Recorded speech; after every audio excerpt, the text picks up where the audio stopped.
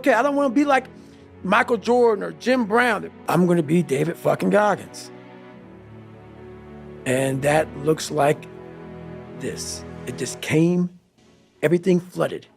So every single day of my life, there's a different thing that comes up that I have to do. But no one knows what to do because everybody else is following steps. Be real. And I can't be on these podcasts. I can't talk to anybody without being real. I'll go away. I'll just go away. Because I can't give you what I want to give you. You said perishable skill. I think that's another set of words I want to highlight, because skill implies behavior. And when we were just talking a second ago about the deep, true bedrock sense of confidence that comes from looking someone in the eye and telling somebody something that you absolutely know it's true because it happened. You're talking about actions. You're not talking about perceptions. You're not talking about what you believe happened. You know it happened. And there's something really concrete about actions. I mean, that's what's so interesting is we're talking about the mind, but actions are the manifestation of the mind.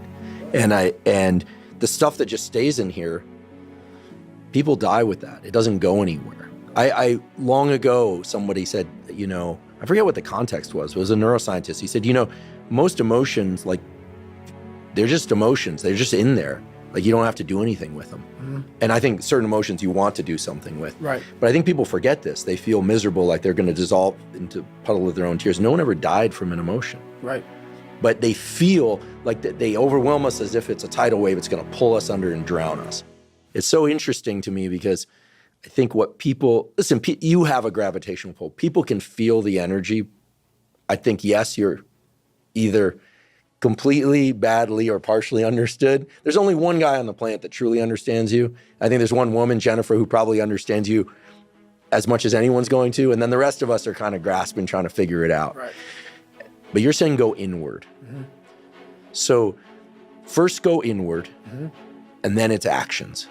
Inward and actions. Now, the inward piece is something I'd like to just spend a little bit of time on, mm-hmm. because there are a couple characters from history, people that were in concentration camps. Nelson Mandela. I mean, I'm not sure he had Instagram in there. I'm pretty sure he didn't. Right. And I don't think there was anyone coaching him on like, hey, you're going to get out someday, and actually you're going to lead an entire country. I'm pretty sure that's not how it worked. Mm-hmm. He had to find it here. Mm-hmm. He had to find it between his ears. Right. And there are other examples, but that's an important one. So the process of going inward, does it for you, and here I will ask for suggestions, because I think there are those of us who want to build this skill. Right. Wall yourself off, phone mm-hmm. off. Yep. For big portions of the day, perhaps. Mm-hmm. Texting off. The requests, the this, the that. Anyone that knows you knows that we've communicated a few texts, but most of it comes through a filter. She's great. She knows you, and she knows how to protect your time. And that hurts people's feelings. People get mad about that. Hey, God bless you, Jennifer. Cutting oneself off. When you're in there, you say it's just you. And the voices that come up are not pleasant. And then at some point, it converts to action. Okay. What is the process of picking the action? That's the piece that I feel like there's like a bridge to build here, if you would. So the action being like what's next? Yeah. So when you go to sleep at night, when that happens, you know what you're going to do the next day? It's pre-planned? Yes. Okay. Yes. It's always the same thing. You're not building it on the fly? No, nothing's on the fly. Nothing. So how it works internally for me is I put it exactly how it is. I'm an artist. And every day I'm painting Mona Lisa. Every day. But it's a different one. It's not the same painting. So every day I wake up, even though I do the same thing, it takes a different way to get there. So every day in my mind, I'm going through my mind, I'm just like, and a good painter will not just paint. He needs to create. And you can't create with phones and everything going around you. So you gotta block yourself off. You only do 2 podcasts in a year. You block yourself off and you're painting this thing inside, and you're going through all these different colors of paint and everything else. And you can only figure out the right painting if you spend the correct amount of time in your brain. So every single day, I'm literally going with my mind and I'm painting. I'm creating this masterpiece. And the masterpiece is always myself. But to do that, you cannot have any distractions. Because if you're talking to an artist and he's trying to think about the next painting, he can't. It's impossible to listen to you and listen to what your mind and body are telling you we must do. People don't do enough of. They don't do any of it. They don't have passion. They lack passion, drive, determination because you haven't spent time with yourself. Your mind will tell you what is next. But you haven't spent the time to go, all right, let me just figure this out.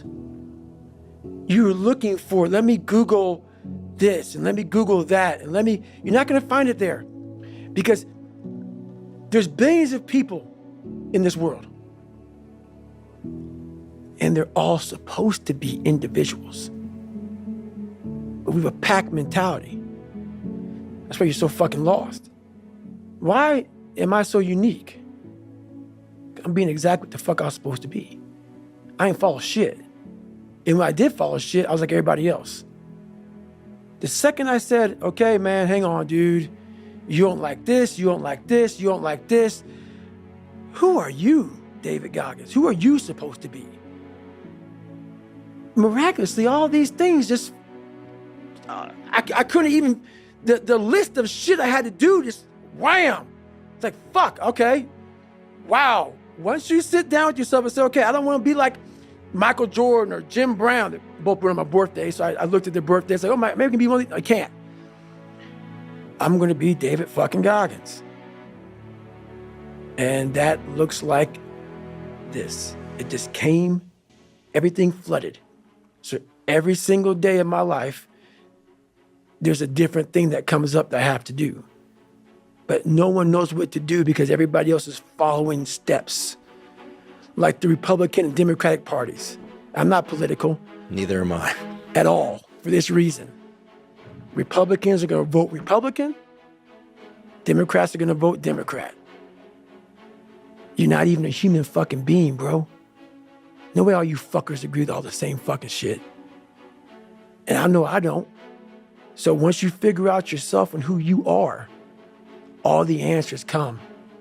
So every night, a different painting is being painted. And it's a beautiful painting for myself. I'm like, okay, that's it. It may look the same to most motherfuckers, but the end result is very fucking different.